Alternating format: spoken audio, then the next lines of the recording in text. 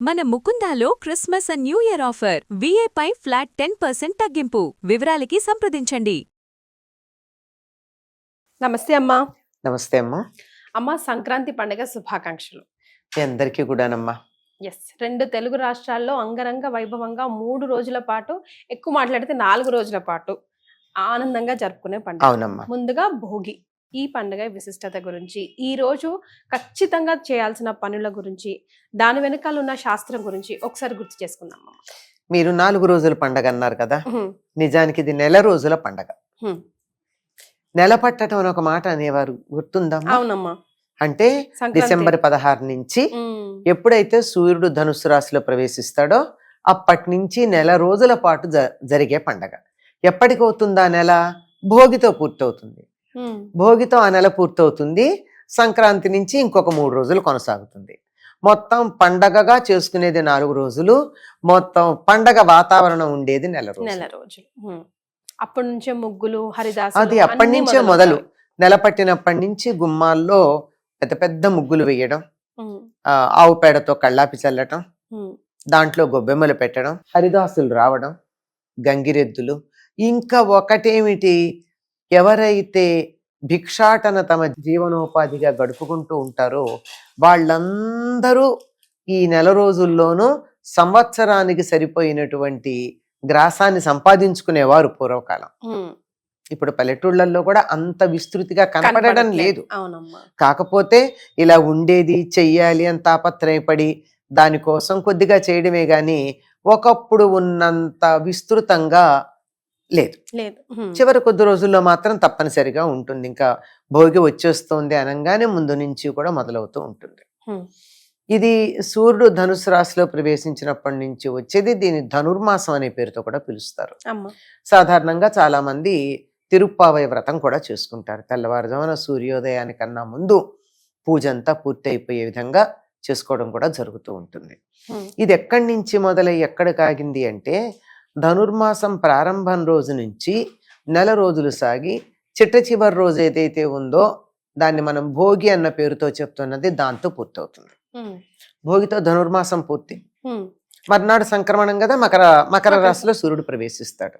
ఏమిటిది భోగి అంటే, ఏ ఫలితాన్ని ఆశించి వ్రతం చేసిందో గోదాదేవి ఆ ఫలితాన్ని అనుభవించినటువంటి రోజు, భోగించిన రోజు. అందుకే భోగి అమ్మ. భోగి. భోగి అంటే అనుభవం కదా. వాడు భోగి అండి అంటాం, అంతే కదా. అది అటువంటి భోగి. ఆవిడ ఏ ఏ ఫలాన్ని ఆశించింది? కృష్ణుడితో తన వివాహం కావాలి అని. ఆ వివాహం అయినటువంటి రోజుగా ఈ భోగిని గురించి చెప్పుకుంటాం కనుక ఆ భోగి అక్కడితో ఈ ధనుర్మాసం అయిపోతుంది. భోగి మంటలు, భోగి అవన్నీ చాలా ఉంటాయి ఆ రోజు. ఎందుకంటే తర్వాత నుంచి ఉత్తరాయణ పుణ్యకాలం మొదలవుతుంది. ఈ భోగి నాటితో దక్షిణాయనం పూర్తవుతుంది. దక్షిణాయనం పూర్తయిందంటే దక్షిణాయనం పితృదేవతలకు సంబంధించింది గనక వాళ్ళు తిరిగి తమ స్థానాలకి తాము వెళ్ళిపోయేటటువంటి రోజులు మొదలు. పైగా దక్షిణాయనం అంతా కూడా చీకట్లు ఎక్కువ ఉండేటటువంటి రోజులు. అంటే కార్తీక మాసంలో కాదనుకో చెప్తున్నాను. అయిపోయి ఇంకా వెలుగు రోజులు ఎక్కువ మొదలవుతాయి. అంటే చీకటి ఎక్కువ అంటే రాత్రులు ఎక్కువ ఉంటాయి. రాత్రి ఎక్కువ ఉండి పగళ్ళు తక్కువ ఉండే కాలం దక్షిణాయనం. పగళ్ళు ఎక్కువ ఉండి రాత్రులు తక్కువ ఉండేటటువంటి కాలం ఉత్తరాయణం. అక్కడికి సూర్యుడికి ప్రాధాన్యం ఉంటుంది. సూర్యుడు చాలా గొప్పగా వెలుగుతూ ఉంటాడు. ఆ కాలం రాబోతోంది అని సూచించేది భోగి. అందుకని ఈ దక్షిణాయనం వెళ్ళిపోతోంది గనక పితృదేవతలను తలుచుకోవడం ఒక ప్రధానమైనటువంటి అంశం. రెండోది ఈ చలి, చీకటి, అంతకుముందు పడిన వానల వల్ల భూమి అంతా చితచితగా ఉండడం, వీటన్నింటి వల్ల వచ్చేటటువంటి చికాకులు ఏవైతే ఉన్నాయో వాటన్నింటికి మనం స్వస్తి చెప్పేటటువంటి రోజు ఈ భోగి. అందుకని చలికాలం కదా, అందుకని మంటలు వేసుకుంటారు, భోగి మంటలు వేస్తారు. తెలుగు వాళ్ళకి ఇది ప్రధానమైనటువంటి పండగ. ఈ ప్రధానమైనటువంటి పండగ అవడంతో దీనికి ఏం చేస్తారంటే, ఆడపిల్లలు పుట్టింటికి వస్తారు, కొత్త అల్లుళ్ళు వస్తారు, ఆ కొత్త బట్టలు కొనుక్కుంటారు. మామూలుగా కాదు, అసలు వేడుగ్గా చేసుకునేది, ఎక్కువ కాలం చేసుకునేటటువంటి పండగ. ఎక్కువ రోజులు చేసుకుంటాం, పెద్ద ఎత్తున చేసుకుంటాం. అందువల్ల పెద్ద పండగ అన్నమాట. అందుకని ఇళ్ళు శుభ్రం చేసుకోవడం. పూర్వం అయితే సంవత్సరానికి ఒకసారి సున్నం వేయించుకునేవారు, ఉమ్. దోమలు ఈగలు నొసములు లాంటివి రాకుండా. రాకుండా అవునమ్మా ఉమ్. ఈ పండగ సో ఇప్పుడు సున్నాలు వేయించుకోవడం, బాగులు కొత్త చేయించుకోవడం, ధాన్యం వచ్చే వేళ ఎట్లా అదే ఇవన్నీ చేస్తూ కొత్త ధాన్యం వస్తుంది. ఉమ్. అందుకని వీటన్నింటి కోసం అని చెప్పి ఈ బాగు చేసేటప్పుడు పనికిరానివి ఏమన్నా ఉంటే తీసుకెళ్లే భోగి మంటలో పారేస్తారు. ఉమ్. పైగా ఇంకోటి ఏమిటంటే ఈ పనికిరానివి కొన్ని సరదాగా వేసినా నిజానికి ఈ భోగి మంటల్లో ఎక్కువగా వాడేది ఏమిటంటే ఈ నెల రోజులు పెట్టినటువంటి గొబ్బెమ్మలు ఉన్నాయే, ఆ గొబ్బెమ్మల్ని పిడకలు కొడతారు, పడేయరు కదా, ఉమ్. ఆ పిడకల్లో ఎండిపోయిన వాటిని తెచ్చి భోగి మంటల్లో వేస్తారు. ఉమ్.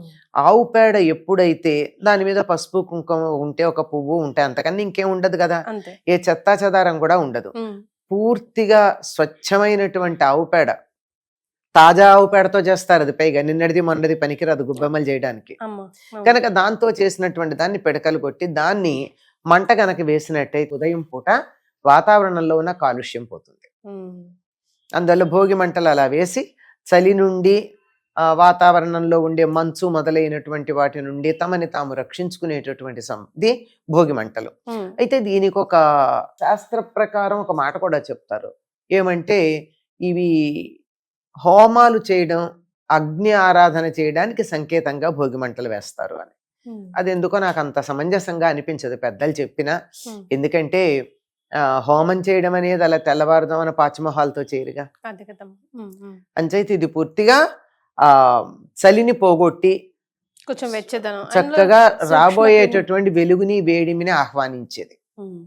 అది భోగి మంటలు అలా ఉంటాయి. అభ్యంగన ఇంకా స్నానం ఈ రోజే చేయాలి. ఈ రోజే చేస్తారమ్మ. భోగి నాడే అభ్యంగన స్నానం నువ్వుల నూనె చేస్తారు. రాచుకొని చేయాలి. ముందు రోజే చక్కగా నువ్వులు నూనె రాచుకుని వేడి నీళ్లు ఉమ్. వీటిల్లో రాగి కాగుల్లో కాచుకుని, అంటే వేడి కావాలంతా, ఉమ్. ఉమ్. ఒంటికి నువ్వుల పిండి దాంతో రుద్దుకుని ఉమ్. చక్కగా అభ్యంగన స్నానం సూర్యోదయానికన్నా ముందే చేస్తారు. ఉమ్. పెద్దవాళ్ళు ఉన్నట్టయితే వాళ్ళు తర్పణాలు ఇస్తారు పితృదేవతలకి. పిల్లలు అవి ఏమీ చేసేదేం లేదు. ఉమ్. తలంట్లు పోసుకుంటారు, కొత్త బట్టలు కట్టుకుంటారు, ఆ తర్వాత పిండి వంటలు చేసుకుంటారు, ఉమ్. చాలా వేడుగ్గా జరుపుకుంటారు.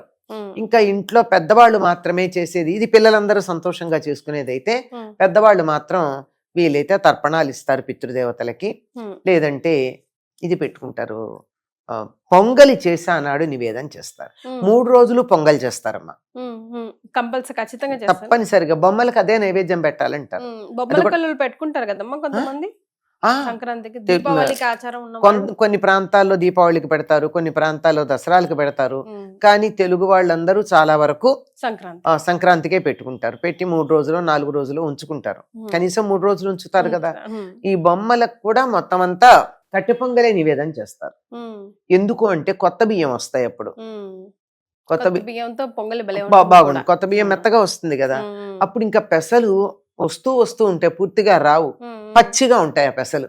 ఆ పచ్చి పెసలు అందులో వేసి చేసినట్టయితే పెసరపప్పు బదులు చాలా బాగుంటుంది. కట్టె పొంగల్ చేస్తారు. ఇంకా కొంతమంది కొత్తగా ఆవులు అవి ఈనేటటువంటి సమయం గనక పొంగలి అంటే తమిళ ప్రాంతం వాళ్ళంతా పాలల్లో బియ్యం వేసి వండేదాన్ని పొంగలిగా పండుకుంటారు. వాళ్ళు పైగా వాళ్ళంతా దీన్ని పొంగలని కూడా అంటారు. పాలు పొంగినట్టుగా అంతా పొంగుతాయి అని పొంగాలని. ఇలా చేయడం, ఇది ఉదయం పూట అయిపోతే ఇంకా మధ్యాహ్నం నుంచి చేసినటువంటి పిండి వంటలు తినడం, బొమ్మల కొలువులకి పేరంటాలకు వెళ్ళడం, ఇంట్లో చిన్నపిల్లలు ఉంటే భోగి పళ్ళు పోయడం చాలా ప్రధానం. దాని పేరే భోగి పళ్ళు. అవునమ్మా. భోగినాడు పోసే వాటిని భోగి పళ్ళు. అవి అందులో ఉంటాయి కదమ్మా. ఇనప పాత్రలో రేగి పళ్ళు, ధాన్యం, రాగి నాణ్యం వేసి పిల్లలకి దిష్టి తీస్తారు. దానివల్ల ఏమవుతుందంటే అమ్మా, రేగి పండు సూర్యశక్తిని గ్రహించే పండు, రాగి అలాగే ఉంటుంది. ఈ 3 కలిసేటప్పటికల్లా ఒక మంచి విద్యుత్తు లాంటిది వచ్చి అది పిల్లల చుట్టూతా గనక ఇలా గనక తిప్పినట్టయితే వాళ్ళ ఆరా అని చెప్తాం ఏదైతే ఉందో అది క్లెన్స్ అవుతుంది. ఒక ఏడాది పాటు దృష్టి దోషం ఉండదంటారు. అందుకే తీసి పడేసినటువంటి వాటిని తినద్దంటారు. మనం ఈ రోజుల్లో ప్లాస్టిక్ డబ్బాలో పోసి నికెల్ కాయిన్స్ వేసి తీస్తున్నాం. ప్రయోజనం ఏం లేదు. రేగి పళ్ళు ఉండాలి, ఇనప పాత్ర ఉండాలి, దాంట్లో రాగి వస్తువు ఒకటి ఉండాలి, రాగి నాణం. ఉమ్. రాగికే తీస్తే ఉందా దానికి విలువ? వాల్యూ కదా ఆ? అలా తీస్తే దానికి వాల్యూ అది లేకపోతే సరదాకి చేసుకుంటేనే. మరి అనేక రకాల వేడుకల్లో ఇది ఒక వేడుక అవుతుంది తప్ప దానివల్ల పూర్తి ప్రయోజనం ఉంటుందని చెప్పలేం. yes. అది ఆ రేగిపళ్ళు వీటితో తీసి భోగిపళ్ళు పోస్తారు. అసలు చివరికి చిన్నపిల్లలకి ఒకప్పుడు ఎలా అలవాటు అయిందంటే రేక్కాయలను చూసుకోవడం ఇది భోగిపళ్ళు అనేవాళ్ళు. అంటే భోగిపళ్ళల్లో వాడతారు కదా, ఈ వాళ్ళకేమో ఆ దుష్టి తీసింది వాళ్ళు తినకూడదాయే. మరి అంతకు ముందు మనం జాగ్రత్తగా పెట్టి అవి తీసుకోండి ఇవి తినకూడదని చెప్పాల్సి వచ్చేది. పేరెంటాలకు కూడా బాగా వెళ్తూ వెళ్తూ ఉంటారు. ఉంటారు. ఎస్. సో భోగి పళ్ళు, స్నానాలు, అభ్యంగన స్నానాలు, అభ్యంగన స్నానం, నువ్వుల భోగి నూనె బట్టలు. రాచుకుని అభ్యంగన స్నానం, కొత్త బట్టలు, పిండి వంటల్లో కూడా కొత్త బియ్యం, కొత్త నువ్వులు వస్తాయి, నువ్వులు, కొత్త బెల్లం వాడతారు కదా ఈ 3 రోజులు కూడా అది వాడతారు. ఈ కొత్త బెల్లం వీటితో కలిపి అరిసెలు ప్రధానంగా చేస్తారు. నువ్వులుండలు, అరిసెలు, అది నువ్వులుండలు, అరిసెలు, తీపి పదార్థాలు. ఇక్కడ సకినాలు అంటారు. అది కూడా ఒట్టి బియ్య పిండి, ఇంకేం ఉండదు. అవి కొత్త బియ్యంతో అయితేనే వస్తాయి, పాత బియ్యంతో రావు సకినాలు అంత అందంగా. అదొక వేడుక. ఈ రోజు మా ఇంట్లో చేస్తున్నామంటే ఊళ్ళో వాళ్ళంతా మా ఇంటికి వస్తారు, అందరు అక్కడ కూర్చొని చేయడం. రేపు ఇంకోళ్ళ ఇంట్లో అట్లా నెలంతా సకినాలు చేస్తూనే ఉంటారు. చాలా విశేషంగా ఉంటుంది. టైం కి టైం పాస్, హెల్త్ కి హెల్త్, అండ్ అందరూ కలుసుకునే ఒక అందరూ వేడుక. కలిసేటటువంటి దేశ విదేశాల్లో ఉన్న చెయ్య- వాళ్ళు కూడా కదమ్మా, వస్తారు. చెయ్యడంలో కలిసి ఉండడమే కాదు, పేరెంటాలు, పంచుకోవడాలు, మరి వీటన్నిటిలో కూడా వేడుకుంటారు. yes. చాలా సంతోషం అమ్మా, ధన్యవాదాలు.